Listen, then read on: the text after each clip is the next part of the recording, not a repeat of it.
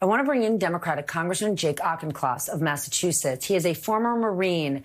Congressman, what is your reaction to all of the news that you saw unfold this weekend? Thanks for having me on. Well, Russia's strongman is weak. Russia is divided and demoralized. Ukraine is united. It's on the attack. Their counteroffensive can be successful.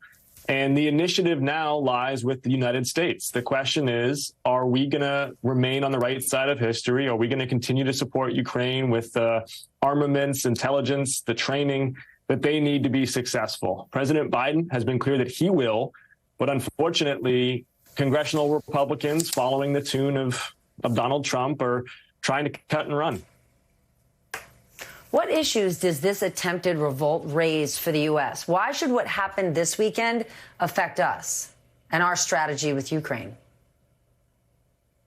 The short answer is it shows that our strategy is working.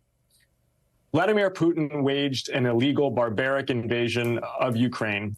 And his calculation was that, one, Ukraine would fold, and two, the West would be divided. Well, the exact opposite happened. Ukraine fought with a lion's heart. The West was united, and it's Russia that has been divided. And the bulk of the credit for that lies with Ukraine, with the people who are fighting on the front lines of the free world.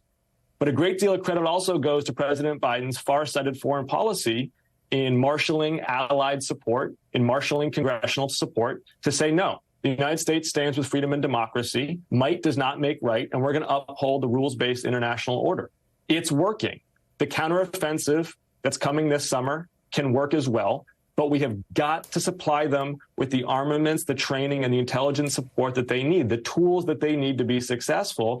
And yet, Stephanie, just last week, House Republicans tried to cut $500 million in aid for Ukrainians. Imagine how demoralizing that must be for the soldiers fighting in the trenches. They see their opportunity, but they got one hand tied behind their back by people who are more loyal to Donald Trump than to freedom. Why do you think the White House has been largely quiet this weekend? Right? We're all trying to parse through this and understand what exactly happened in Russia.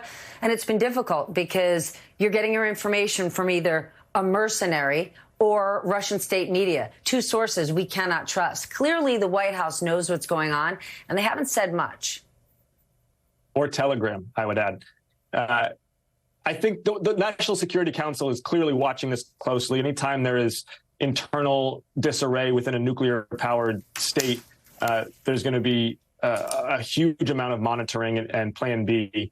But President Biden very wisely knows that any commentary that he could provide could be weaponized by Vladimir Putin and could lead to further instability.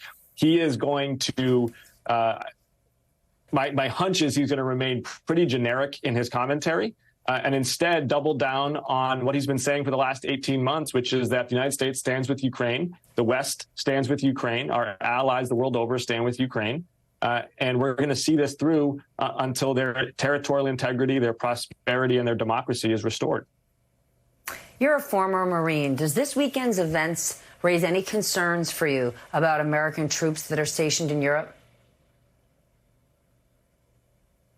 No, I think, Wagner Group was marching east, not west. They are attacking their own there. I think the United States forward deploying its troops along with NATO troops is an important demonstration of resolve and strength to Vladimir Putin that not 1 inch of NATO territory is to be compromised, and that we are going to be there to support Ukraine through logistics, through arming, and through intelligence support.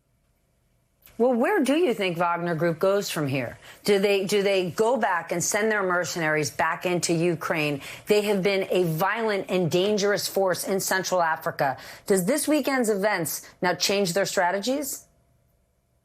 Central Africa, Latin America, Syria, they're barbaric. They've committed untold war crimes against civilians and non-combatants. Unclear what happens to Wagner Group, unclear what happens to Prigozhin here. I think it's still too early to say whether it truly gets folded into Russia's conventional forces or whether there's some other demilitarization or whether it remains a mercenary force.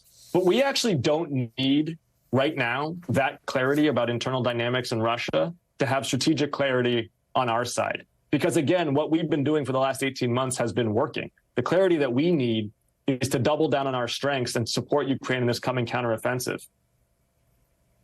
But would they really trust one another again after this weekend? Could you really see the Wagner Group getting folded back in? There's going to be incredible tension, certainly between the Wagner Group and the Russian Air Force after they killed, I believe, 12 Russian airmen in their march towards Moscow. I wouldn't say the Russian security forces are famous for their camaraderie or esprit de corps, though. Vladimir Putin, throughout his reign, has kept all of his lieutenants, all the disparate security services at each other's throats because he doesn't want one power center to emerge to rival him. He actually likes infighting. So I don't know that a lack of warmth would be the biggest impediment to them.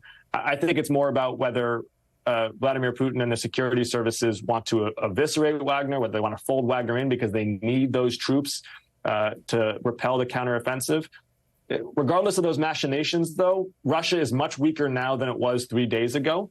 And Ukraine is in a position of strength. And even more importantly than that, Ukraine has the initiative. Putin may want to keep his friends close, but his enemies even closer. Congressman, thank you so much for joining us on this very important night. I appreciate it. Good to be with you. Let's dig